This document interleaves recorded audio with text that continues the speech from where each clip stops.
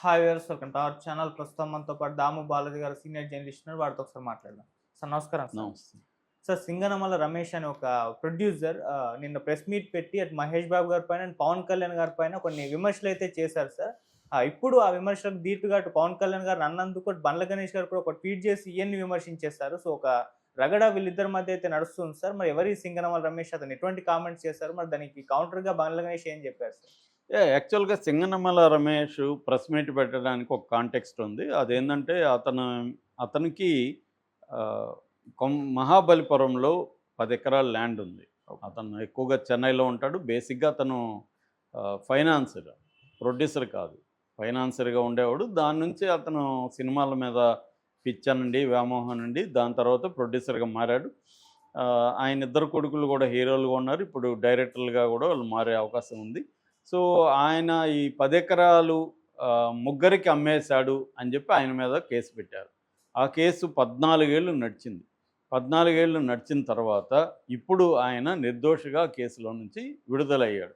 దాన్ని సెలబ్రేట్ చేసుకోవడం కోసం, అట్లాగే తన ప్రాజెక్టులేవో ప్రకటించడం కోసం ఆయన ప్రెస్ మీట్ పెట్టాడు.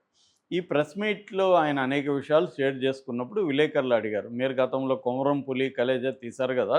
అవి ఫ్లాప్ అయ్యాయి గదా! దాంట్లో మీరు ఎంత నష్టపోయారు? ఎందుకు ఫ్లాప్ అయినాయి?" అనేది ఆయన్ని అడిగారు. అడిగినప్పుడు ఆయన ఏం చెప్పాడంటే, మామూలుగా ఇప్పుడంటే ఒక్కొక్క సినిమాలు 3 ఏళ్ళు, 4 ఏళ్ళు తీస్తున్నారు. రాజమౌళి ఎంటర్ అయిన తర్వాత, 'బాహుబలి' తర్వాత ఒక్కొక్క సినిమా 3 ఏళ్ళు, 4 ఏళ్ళు గానీ, మా కాలంలో మాక్సిమం 6 నెలలు, ఒకవేళ మించిపోతే 1 ఇయర్.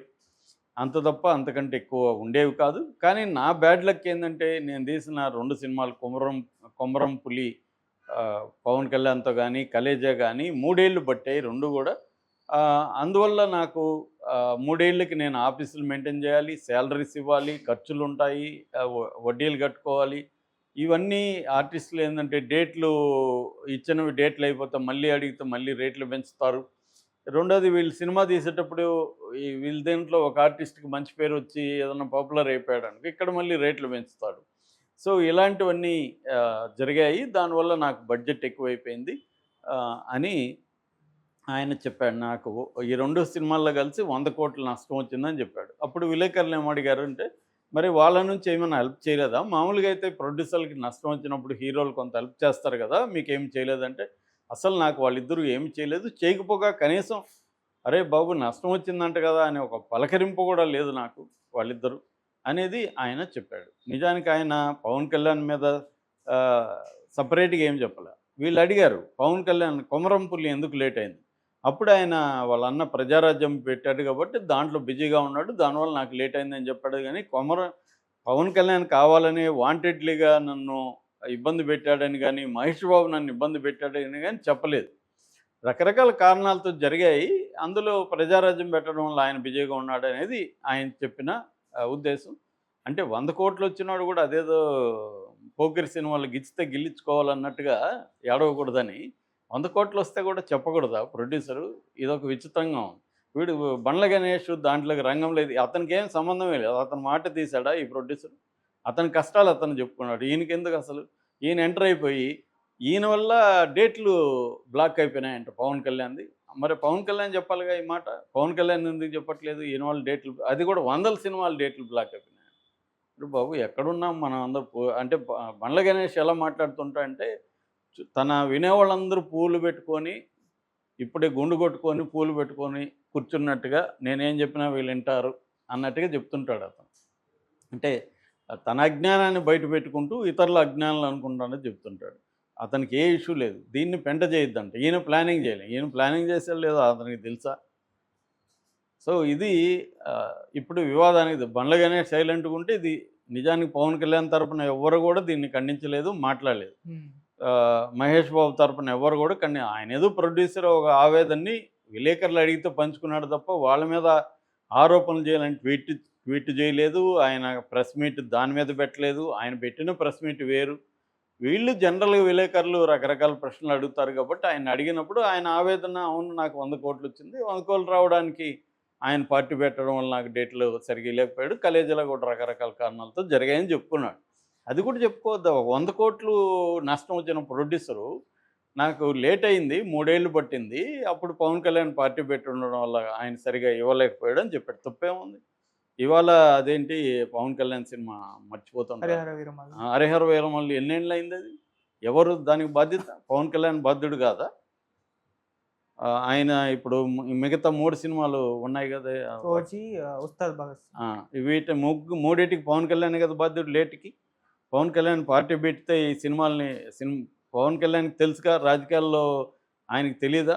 ఎందుకు మరి ఒప్పుకున్నాడు ఈ సినిమాలు?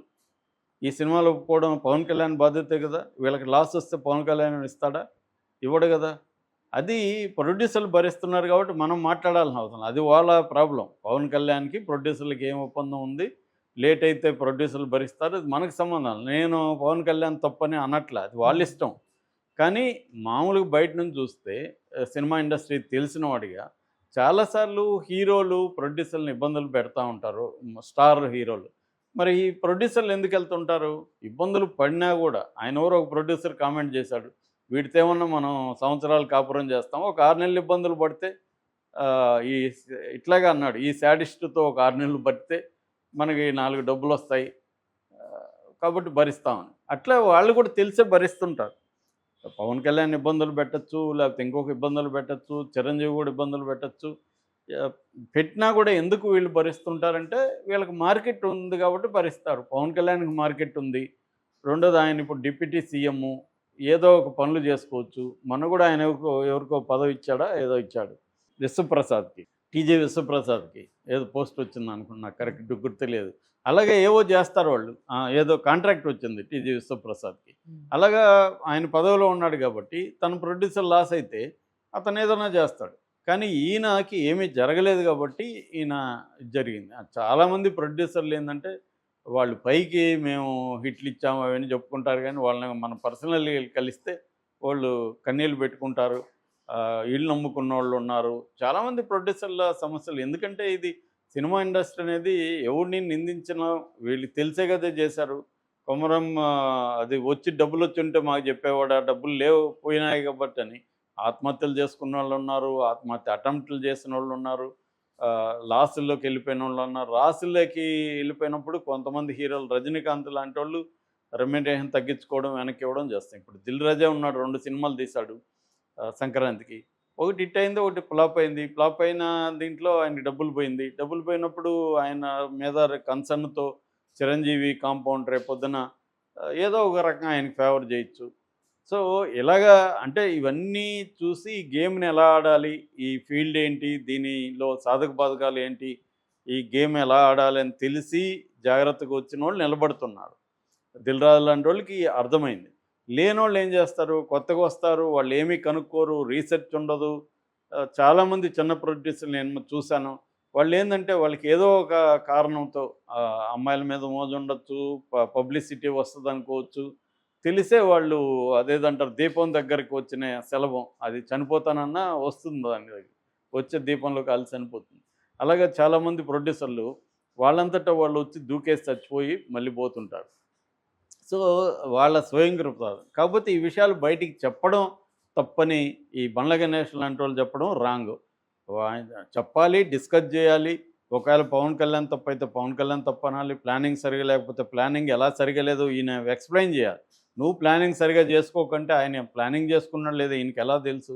తెలుసుంటే ఎక్స్‌ప్లెయిన్ చెయ్యి. నువ్వెలా ప్లానింగ్ చేసుకోవాలో నువ్వు ఒక పాఠం చెప్పు. ఒక వీడియో పెట్టు. ఒక ప్రొడ్యూసర్ ఎలా ప్లానింగ్ చేయాలో చెప్పు మరి నువ్వు. సో, ఇదేందంటే ఎవరిని ఆయన్నేదో పవన్ కళ్యాణ్ ఒక మాట అన్నివ్వనని ఇతను రంగంలో దిగడం మాత్రం చాలా రాంగు.